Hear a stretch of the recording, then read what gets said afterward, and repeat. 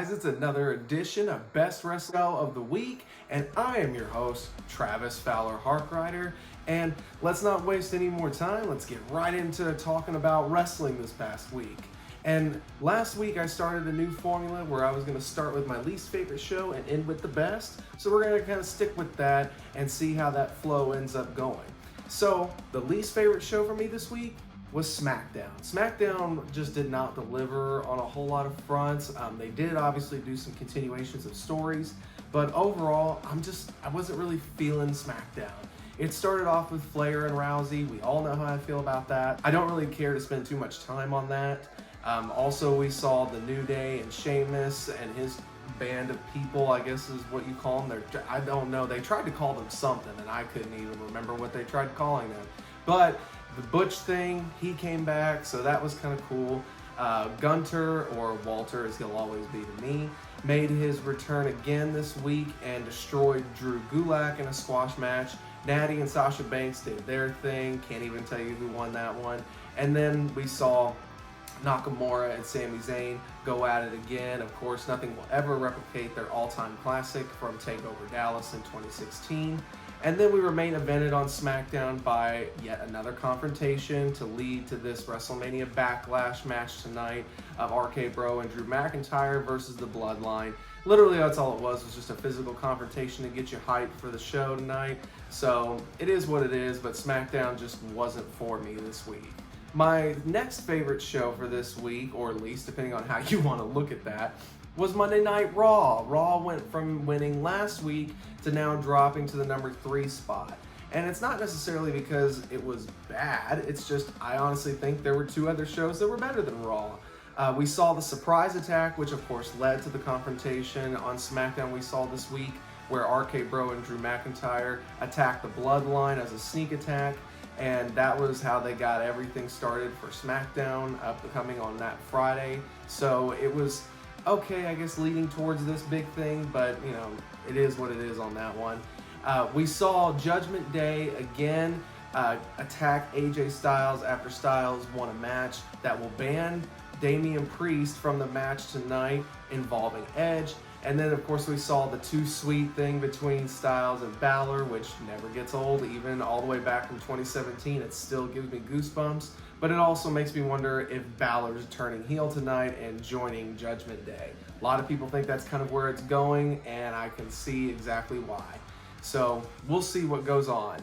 We also saw Miz and Austin Theory, or Theory as he's just being called, continue to kind of push the buttons of Mustafa Ali, and they defeated him in a 2-on-1 handicap match, which was then followed up by another heel attack by Ciampa.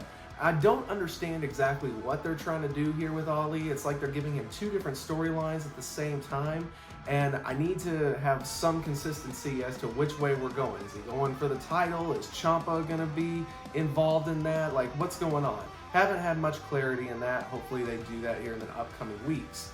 We also had a 6-woman main event that saw Liv Morgan, Bianca Belair, and the returning Asuka defeat Rhea Ripley, Becky Lynch, and Sonya Deville. And my favorite part of Raw still has been Cody Rhodes and Seth Rollins. Actually, just about anything Cody Rhodes is doing is almost gold right now in WWE. They had a Seth Rollins appreciation night that Rhodes crashed, and then we saw a back and forth promo between them that got heated and led to a little physical confrontation as well, also hyping up the Backlash match for tonight. So good stuff over on that portion of this week's wrestling. Then we go to number 2. Who's going to get the runner-up this week? AEW is going to get the number 2 slot. And they had an Owen Hart tribute qualifier start the show with Jeff Hardy picking up the win over Bobby Fish. He is now officially into the tournament, which starts next week. And I gotta say, that Joker slot, I saw something on the internet that if it was true, God, I can't wait to see it. If Miro is the Joker, I guess he would be slotted to face Samoa Joe first. And yes, please, all day long. That sounds awesome. We saw the continuation of the MJF Wardlow storyline, which has been going great, where MJF revealed his mystery opponent that most people figured, if you're in the know. W. Morrissey came from Impact and helped out MJF this week in a really good match for Wardlow. This is doing great of extending their feud. and I love the stuff that they've been doing on that, so awesome there. Then we saw the Blackpool Combat Club again destroy their opponents, still maintaining their strong momentum. We also saw Julia Hart almost turn and join the House of Black over the Varsity Blondes, but that did not happen thanks to Death Triangle. So good stuff so far with the trios. It really makes me wonder if they are about to introduce trios titles. It just seems to be going in that direction. And in the main event, we saw the crowning of an undisputed Ring of Honor Women's Champion. And I'm just saying this now, there's only 2 women's wrestlers that should be in contention for Best Wrestler currently in any kind of women's division. That is Sasha Banks and the virtuosa Deonna Purrazzo. She and Mercedes Martinez had a great matchup here for the undisputed ROH Women's title, which Mercedes Martinez picked up in a good win there. Very lackluster fan affair, but still nonetheless, great win, big win for Mercedes. That leads us to the number 1 spot. I think you can kind of do process of elimination of what was number 1. Once again, Impact Wrestling getting back in that top slot. Brian Hebner said it best after the Under Siege pay-per-view or special event they had last night, that they are underrated and underappreciated. Totally agree. This was a great show leading into the Under Siege event last night, which no spoilers here, but it was a great way to get you hyped up for it.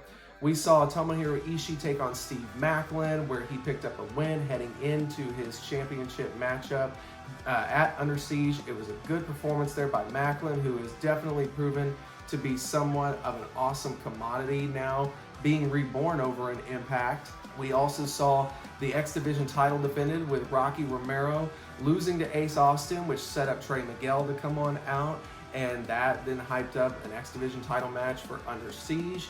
And we saw so many other continuations, but the most important one was Monsters Ball between PCO and Jonah. Great matchup that saw an awesome Hurricane Rana spot from the top rope. Actually, I think it was a Frankensteiner through chairs. PCO picked up the win in a brutal matchup.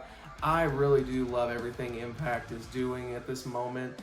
They started off the night with a little bit of hardcoreness, also with a tables match. W. Morrissey putting the stamp on his feud with Brian Myers. Good opener to whet your appetite for what was to follow later on in the Monsters Ball. And then we saw the Bullet Club tag team match against Willie Mack and Rich Swann in what you can call Willie Mack's swan song for Impact Wrestling, since his contract has expired and he did not renew it. BC picking up the win, which led to Honor No More coming out and trying to get the upper hand, to which the Good Brothers showed up and evened out the odds, sort of, even though it was still 5-on-4. But that wasn't the case at Under Siege last night. Again, no spoilers. Honor No More took on a BC5 team, and I bet you anything it was something to behold. If you haven't watched it yet, you should. I know I'm going to here in a little bit.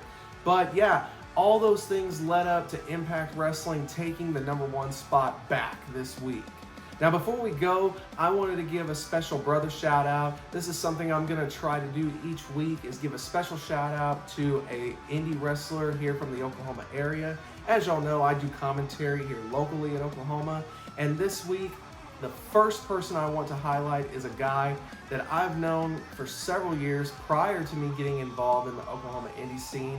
None other than the king of thick style himself, Sam Stackhouse. This guy is a truly road warrior-esque type of guy. He is going all around Texas and Oklahoma to just make himself known, and he is getting the recognition he deserves. Really much a nice guy behind the scenes. He is definitely a workhorse and somebody who is reliable. If you haven't seen him yet, go check him out. If you haven't booked him yet, book him. Sam Stackhouse is legit the real deal.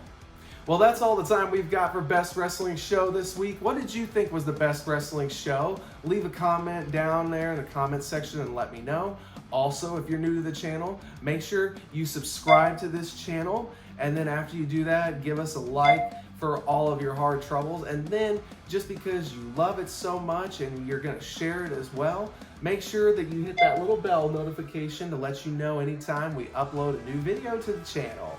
As always, I'm Travis Fowler Harkrider. It's been your pleasure, and I will see you again next week.